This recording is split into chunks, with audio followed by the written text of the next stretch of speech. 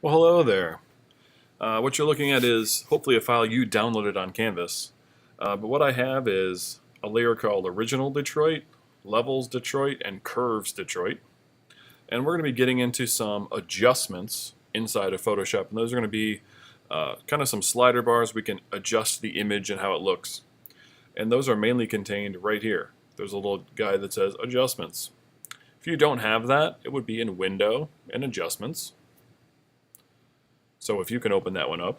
And there's little like icons over top of here. Levels, curves, exposure, those kind of things. If you notice, it's 3:01 right now, so I'm recording this as people are leaving. So you might hear some honking outside. I totally opened the door. It's 60 degrees outside right now. 60 degrees. Spring is here, folks. So I have Original Detroit. I also have Levels and Curves Detroit. See that?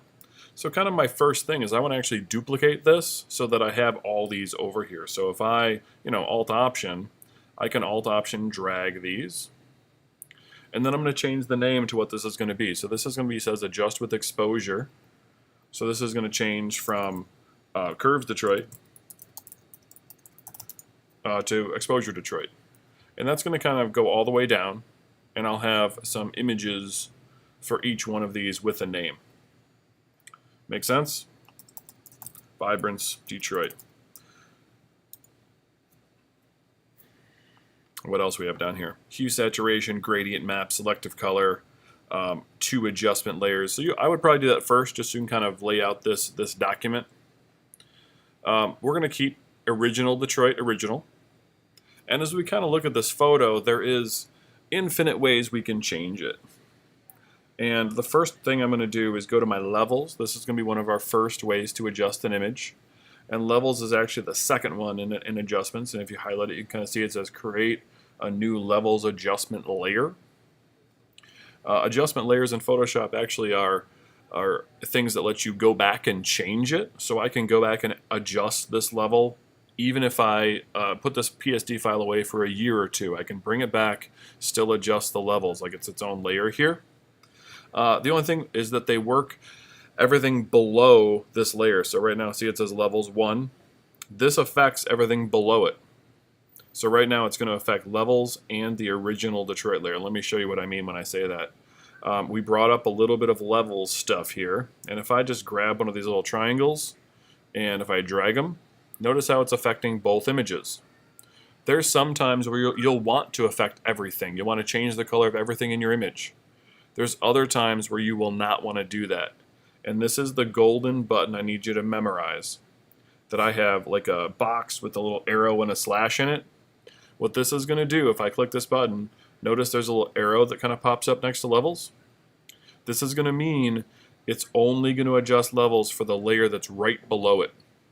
So notice my layer stack. I got Original Detroit, I got Levels Detroit, and my Levels Adjustment. The little arrow is there.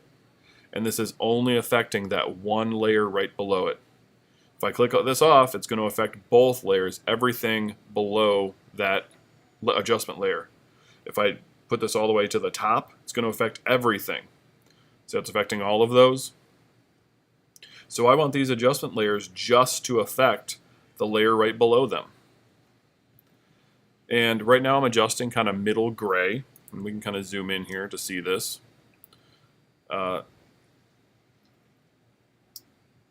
If I kind of adjust middle gray, you can see this kind of adjusting itself. Not the best resolution image up here, but sometimes that kind of comes out when you add the adjustment layer. So I'm adjusting middle gray. I'm also adjusting the blacks in the image or the darks in the image when I adjust this one. This one I'm adjusting the whites or highlights. So notice if I scale this down, what I'm pretty much saying is everything above this is going to be treated as pure white. Or everything below this one is going to be kind of treated as pure black. And then the middle gray is going to be, up to me where I put that little marker. So if I want a really bright image, I'll do something like this. If I want to see a little bit more of those like sunset-y colors, I can make it a little bit more intense. Now, same thing with curves over here. This says adjust with curves. We'll do the same thing. I have Curves Detroit. I'll click on that layer. I'll go to my adjustments. Curves is next. And kind of my setup here is I'll just click that button. Curves is similar. I do want you to play with some of these buttons and things on here, but my traditional curve setup is this. I have a point where all those little grid spaces come through, where it kind of connects in the middle. This is me adjusting the darkest colors. Where it kind of ends up at the top, this is me adjusting the lightest colors.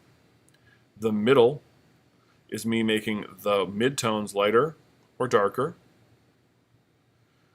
This one is me making the highlights lighter or darker. And this bottom one is shadows, lighter or darker. With curves, I never want to like overlap these. Notice how this is now above the midtone one, and see how the image is kind of funky because of that. We can make, drastic weird changes if you kind of make this look like a roller coaster. You can see all of the weird stuff here. If you get in too deep with this, and I just want to go back, this little arrow thing, we'll just bring it back to where you started from. And I can make my shadows, my midtones, my highlights. Traditionally with an image like this, I make my shadows a little bit darker. I make my highlights a little bit lighter. And I adjust the midtones to look good. And I get to choose that as the, visual artist here. There's a couple things on the side you can kind of say with both levels and curves. You can say, hey, this is black in the image. So like this little boat thing would be a black image. Do I have any pure white in this image? I don't want to say the boat, just because it could blow this image out. Let's see. So it made the whites really, really bright because this is not true white in the boat. It is white as a color, but it's a little bit shadowed. And you can see some kind of color adjustments here. You can get a little bit into this. You can just adjust the reds, the greens, the blues. Default is all of the colors together. But with this assignment, I want you to kind of play around with some of these things, like exposure. I'll click on exposure, adjustments, exposure here. We'll click the arrow to make sure it just adjusts to that level. And if you notice, it's affecting everything, that's because you didn't click this button. You know that. So I'm going to adjust exposure. What do I have? Exposure, offset, gamma correction. I want you to adjust these to make this image look better, or to kind of notice what this tool does. Usually with a image that you'll take, you might want to change exposure levels. We might want it dark, we might want it light. So I'm not going to go through all of these things. Some of these can be a surprise for you. But as you get into the bottom two, there's some of these we're going to add multiple adjustments. So if there's 2 or 4, let's add another one to exposure just so you can see. So if I wanted to, add hue saturation too, I can do the same thing. Make sure I click that button. I have 2 double arrows above this one. And I can also change the color of things, or click colorize, or I can adjust some stuff here.